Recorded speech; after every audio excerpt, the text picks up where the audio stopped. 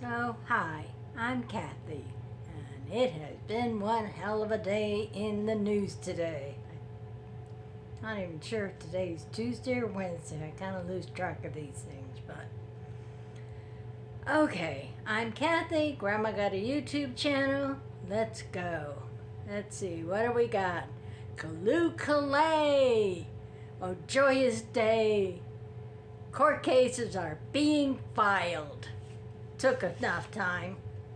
There have been peaceful protests outside of some of the buildings in DC and outside of some of our senators and state reps' offices.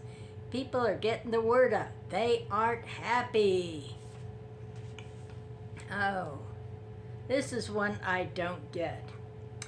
Trump chooses to stoke fear and confusion, create chaos, and apparently he's not winning anymore.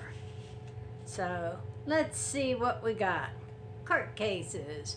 We got a citizens advocacy group that has filed a lawsuit against Secretary Bessent, that's Secretary of the Treasury, Elon Musk, and his kitty cadet corps of government efficiency, otherwise known as Doggy, and his cadet corps of, engineers whose names I found online: Akash Baba, Edward Korestein, Luke Ferrator, Gavin Kilgore, and Ethan Shatram.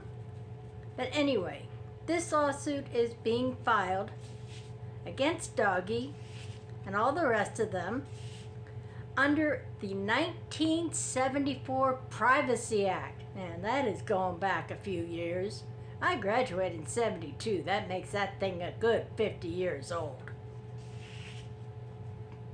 And they are filing for an invasion of privacy of U.S. citizens' information, and they want to stop him, meaning Elon Musk and the rest of them, from accessing, transferring, or using any data that they had access to. And I hope that gets on the docket quickly, because the first part of this lawsuit is just to enjoin them to stop them from using the information. I'm not quite sure what the rest of the lawsuit is, but not sure if this is accurate, but I heard there might be some class action suits being filed too. And paraphrasing, yeah, I can talk. Senator Chuck Schumer, Democrat, says there is a shadow government trying to take over the U.S. government. Elon Musk and his Doggy are the real federal agency, are trying to take over a real federal agency. No, I still got that wrong. Doggy isn't a real federal agency and isn't authorized to spend money or to shut down programs or to ignore federal law. Woohoo, Elon, they are coming for you. Next one. This one's against the Department of Justice, and it's two lawsuits. The FBI agents that were involved in investigating Citizen Trump, not President Trump, regarding his acts of taking home a whole bunch of top secret documents when he left the White House, and now trying to purge all the agents and other investigative staff. We're talking researchers, lab techs, anybody who was involved in researching, processing any kind of data related to the Donald Trump and the January 6th insurrectionists. They've all been pardoned. They are now rehabbed good citizens again. Thank God. President executive action that did us some good. Yay! But to prevent their information from being weaponized by the Department of Justice or Trump's allies, because they are scared that their names, their private information, their addresses will be distributed on lists in the future by Trump allies, and they are in real danger of having their families being attacked by vigilantes. So, yeah, I wouldn't be too happy about having my private data out there either, especially against people who have already proven they are violent offenders in some of these cases. So, some of the data was already turned over by FBI top brass. In other cases, they are asking that only badge numbers and maybe their job title, I'm not too sure about that part, be turned in instead. But these folks don't want to be doxxed. Who can blame them? I'd be worried about the safety of my family. I mean, these agents, these FBI workers, were just doing their lawful legal job and investigating wherever the investigation took them. The people who processed the information, the people who did the research, they were just doing their legal, lawful job as part of the FBI, Federal Bureau of Investigation, our premier legal law enforcement agency in our country. Who the hell wants to be doxxed for just doing their job? Just doing an investigation, even, well, I don't even know what to say. But they're worried about revenge. They're worried about retribution. They're worried about people hunting them down or hunting their family members down and harming them or even killing them. So, and here's the last one. Federal employees are rejecting Elon Musk's buyout offer. Anyway, so far, 20K employees have accepted the offer. That constitutes about 1% of the entire federal employment employee base. So, I don't know how many people work for the government, but I'm sure it's well up in 1 million to 6 million people. My opinion, not fact. Somebody correct me in the comments. Anyway, so nobody has heard back about this offer, and last I heard and read, Congress has not appropriated any money to pay for this offer. So, employees are saying, hey, you are not filing proper procedure. People can only be terminated for cause. There has to be a reason. There has to be procedures. There cannot be wholesale firings of people on the whim of the president or Elon Musk. So, let's see where these lawsuits go. And I am willing to bet we're going to be hearing about lots and lots and lots and lots and lots and lots of more court cases. Here's a goodie where the word cruelty can only come in. Puppy killer Kristi Noem, our new Secretary of Homeland Security, has confirmed that undocumented immigrants are being transferred to Guantanamo Bay, that's in Cuba. That is where, that's the shuttered base used to hold and torture foreign soldiers who were described as terrorists. I believe they were kept there for a period of between 20 and 30 years. Anyway, they've all been released and sent back home, I believe. Correct me if I'm wrong, because what I believe and what is fact is not always the same. So far, no one has described what conditions exist on Gitmo, and Noem refuses to admit whether or not they are going to send women, children, and pregnant children.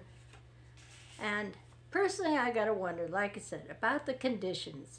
Access to external contacts, legal services, health services. What about care?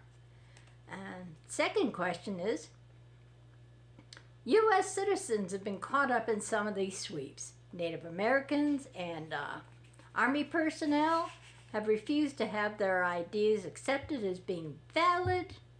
In one story that hit the news a couple days ago, let's see, a grandmother, a mother, and a toddler were picked up for the crime of speaking Spanish. Before proving all three of them were native-born Americans. All three generations, 3 women, well, 2 women and a girl, were all picked up for speaking Spanish. Hell, my Spanish is really, really bad, but even I've been known to speak Spanish in public. You gonna come arrest me with this red hair, this pale skin, and the obvious Irish heritage? So, Trump has issued a new executive order, or maybe it's an old executive order, but anyway, it's being talked about in the news again, to dissolve the Department of Education. So, the party of family values, the one who says, we're doing it for the children.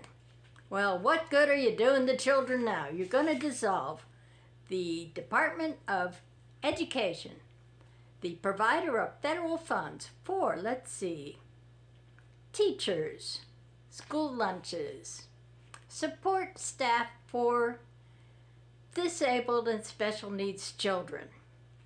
Oh yeah, and according to my information, red states rely much more on the federal government than blue states do for federal funds for education. So, some of these states are underfunding their students by thousands of dollars. They want to make religious education optional, and they want the tax dollars to follow the students, further defunding public education. Yes, I can talk. So, okay. But I guess they're doing it for the children, because after all, that is why the Republicans do everything they say they're going to do. Isn't this great? I am just so in love with the fact that, and once again, Congress has rolled over and let our dear leader usurp their powers and then roll on their back like some kind of puppy. I bet my puppy'd roll over for Trump, but then again, I don't think Trump likes puppies. So, tell me this. Why are the masters of the universe ceding their powers, the power of Congress, to a usurper, our wannabe king, our dear leader? I mean, what is the benefit? Are you so scared of this man that you think that Elon Musk is going to be able to primary every single Congress critter running for office? And I know some of the Republicans holding offices in the Senate that are up for re-election are paying more attention to their constituents, and maybe they would like to, because they're saying, hey, pay attention, we are not happy with this man.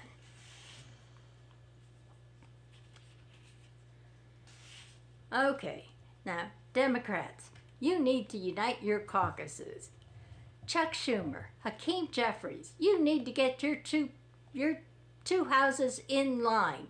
Okay, I know that you've said you're going to start telling people they got to hold town halls, that they need to be listening to their constituents. I know the Republicans aren't too happy about listening to their constituents, because some of them refuse to see them, sneak out back doors, and have even threatened a few with arrest by the police for trespassing. Okay, this was going to be my last question tonight, but there's a few more things I'm going to add. Okay, my question is, big business. Why are you putting up with this man's chaos, confusion, and fear? Big business is big money. That means they spend lots of time making lots of plans. Plans that take years to implement. Plans that cost millions of dollars. Plans that are being disrupted due to the chaos and uncertainty of tariffs, imports, threats to supply chains. Oh boy, if I was running a big business and I had millions of dollars tied up in big projects, I'd be sweating bullets.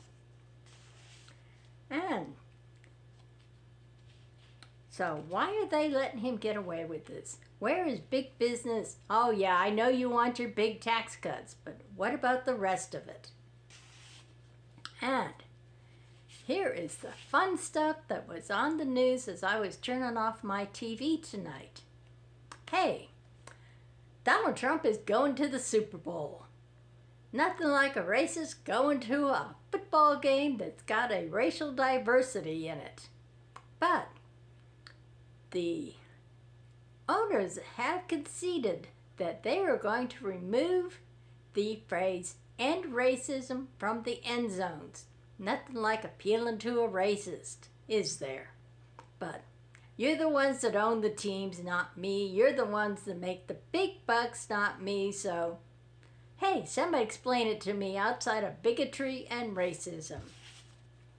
Okay. Apparently, when Trump decided to end his 25% tariffs on Canada and Mexico temporarily, he forgot that 10% tariff on Chinese goods coming into this country. So guess what? China punched back. They raised their tariffs on our goods to 15%. So,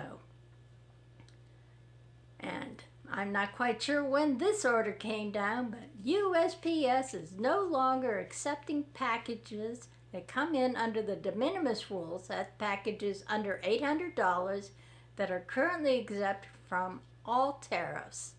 All packages are now going to be held. That's going to include packages from Temu, Shein, and in some cases even Amazon. So if you were looking for a package from one of those three companies and it was a low-cost package and you were going to wait maybe 2 weeks for it, well, with Chinese New Year, you better have gotten your order in before the end of January or after the end of February.